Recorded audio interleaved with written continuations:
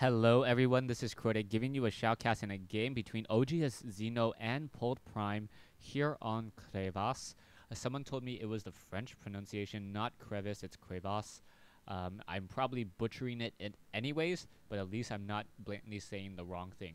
Now, taking a look at the map, I have cast a few games on here, but I wanted to get into a little bit of detail on this particular map. First of all, Crevasse has a very easy natural expansion. It only has one rich Vespene geyser, so that is something to be aware of. And it also has 6 mineral patches. So what does this mean? This is a 3/4 expansion. Essentially, you're getting 6 gas instead of 8, and you're also mining from 6 mineral patches instead of 8. So think of it as a 3/4 expansion if you're trying to calculate and figuring out how many minerals you will be getting and how much gas you will be getting. There is also a low ground expansion as well, but it is kind of far away from your base and your ramp. Zerg players most likely will be expanding into this location here. Now, this ramp also has some destructible debris here. It is only 1,000 hit points, not the typical 2,000 hit points. And on top of that, it is only 1 armor, not 3. So Zerglings Marines will have a much easier time trying to take it down. It does open up to make a much wider ramp later on in the game. So we'll see if the wider ramp does come into play at all. A drone now making its way over here. Yes, and will definitely grow up to be a hatchery. I wouldn't be surprised if this extractor was built first. Now, the reason why is this extractor returns 6 per trip. So this mines 50% faster. But instead, he is going in for this extractor. Okay, so Zenio wanting to get an extractor up before a spawning pool. I had thought that if Zenio had gone for a spawning pool first, that would allow for enough time for this hatchery to be built. And after this hatchery is built, and then go for this rich Vespene geyser, or perhaps the Koreans haven't figured out that strategy yet. I'm not 100% sure. I would hate to claim that I figured out a strategy before a Korean did, just because that is almost blasphemy in terms of StarCraft 2, or in the realm of StarCraft. SCV now coming inside the base will take a look around, sees that there is a spawning pool, sees that there is extractor, and he still needs to make sure.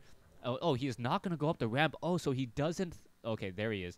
There he goes. Now going to make his way up this ramp, and he will quickly see that his opponent does, in fact, have a hatchery here. So it is going to be a fast expansion. And taking a look, we already have a factory down over here as well. So it's going to be a build of reactored Hellions. So a lot of Hellions going to be trained up and on the move. Those Hellions looking to deal a lot of damage. Only one factory, though, so it doesn't look like there's going to be any blue flame research anytime soon. Drone now up over here as well. This extractor, yeah, perhaps if he had gone spawning full first and then also went for the extractor here, he would be able to harvest gas much more efficiently and then be able to pull those drones off of gas as well. So I don't know if any Korean players actually listen to me, but yeah, a normal extractor, rich Vespene geyser. Now, back over here, we do have an SCV at the Zelnaga Watchtower activating up onto the high ground. He wants to be able to keep track of those units as the Marines now moving around, and it looks like it is going to be able to just simply shoot down that Zergling with little to no issue. But that one group of Marines, not very much in the grand scheme of things. We are getting some Hellions out now, and what's going to be interesting is whether those Hellions are going to do well against those Banelings, that as the Banelings S is now being built. The Banelings do additional damage towards light units, and many times people forget that Hellions are in fact light units. Even though it is a Doom buggy and it is made of steel, they are very fast light units and they take additional damage. Thematically, it does make sense. Also, we are getting that Baneling's Nest here, so it is kind of hiding the tech a little bit more. I also like the fact that Crevasse, that Zerg players hide the tech over here on the high ground. Most of the time, most players try to scanner sweep this location in order to see any of the key technical buildings, but putting it over here does give you a little bit more control, as now the Hellions now are simply going to try to run in and see a lot of Zerglings. That's going to be a problem, as those Hellions doing a good job of just trying to split the group up. The Zerglings are moving much more quickly, though, as the metabolic boost has been completed. And taking a look at the total losses, Terran now 450 versus 300, so even those Hellions don't counter those Zerglings all too well. The Hellions now trying to run away. Oh no, they're going to try to engage. I don't know quite about that, as those Zerglings will be able to swarm their target very easily. And you can see those Zerglings just like poking apart the Hellions. They take a decent amount of time to stop in order to fire. So that's one of the reasons why Hellions, even if they have a decent lead, cannot turn around and fire all too easily. And oh, there you go, getting 2 more Hellions, but then sacrificing those Hellions. So Polt Prime just being played by Zenio right now, as those Zerglings are able to pick apart Hellions. So as much as Hellions do additional damage towards light units, and are able to deal damage towards Zerglings. Oh, the almost was able to do a run by there. That is going to be a problem. Going to lose a couple more of those Hellions. And now a dead tree caught on fire, as now the buildings are going to be doing a swap here, trying to train up more Marines. But that is not going to work for Polt. Trying to train up more Marines when your opponent already has a Baneling's Nest is going to be a problem once again. Zenio is getting gas off of that extractor as well now, so he should be harvesting around 345 in terms of gas. Oh, 400. So yeah, so I guess this one should return about 156 or 180 per minute. So yeah, that does make sense to get on average around 400. I was trying to do the math and I completely screwed it up. Zerglings now still swarming around, and Scanner Sweep quickly revealing not very much, only an evolution chamber down here. He did see the tech to tier 2 though, so he has to suspect that there are going to be other units coming in. And now the Zerglings pecking apart at the destructible rocks over here. You can see how quickly those destructible rocks are getting destroyed, just because they are only 1 armor and only have 1,000 hit points, as a third base now being expanded by Zenio. Zenio looking to just do a really strong job in this particular, or just a strong economy, and then be able to just over swarm his opponent in just a couple minutes. The hatchery coming into play. Baneling's Nest Spire is up. 9 Mutalisks being trained right now, and also with 400 gas a minute, he can easily reach critical mass within 2 to 3 minutes on those Mutalisks. Especially if he decides to build 2 extractors over here, he could probably reach critical mass in about 2 minutes after this hatchery is done.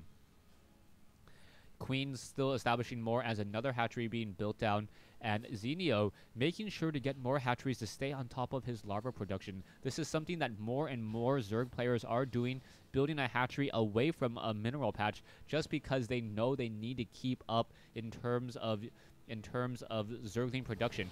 Wow, Mutalisk getting shot down there, trading for a Marine. Not a very good call at all. 1 Marine now going to get destroyed once again, as the Mutalisk looking for a fresh targets. Looks like they will be able to get some decent damage here.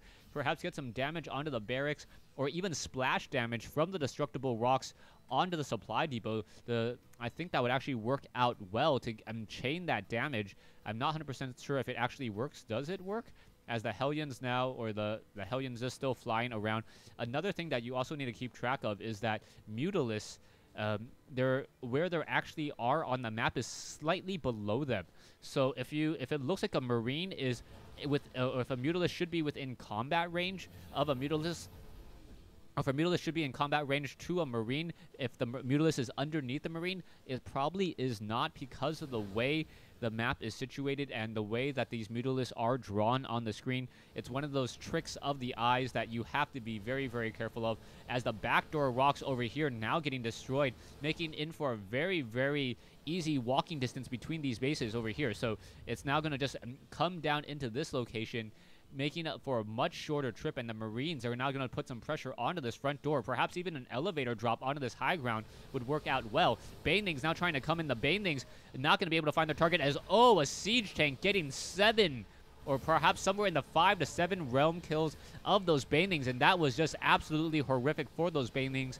Banelings so excited they could explode, but a little bit too early. There are still Marines hiding out over here. Not quite sure why they're not engaging, as the Mutalisks are now going to be coming in from the backside, and now in come the Marines, and that was a brilliant play by by Polt, in order to leave a couple of those units behind. Now you can see that those Overlords are getting shot out of the sky as well. Production-wise, more Zerglings need to be desperately trained, but this hatchery is going to get taken down very really as those Zerglings are now trying to finish off that other target here. The siege tanks need to be very careful, actually getting too much splash damage on those friendly units, as there are Mutalisks and drones over here. Army-wise, Terran now just slowly pushing his way back into this, and Polt just completely reversing what was happening earlier. He was able to sit back inside his base and now micro very, very well.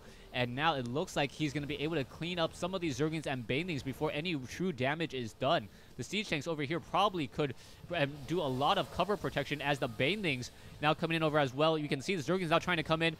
Queen now joining in on that fight, but the Marines are just too much. And there's the GG by Zenio. So Zenio losing to Polt Prime 2-0 in what I expect is a best-of-3 matchup here on Crevasse.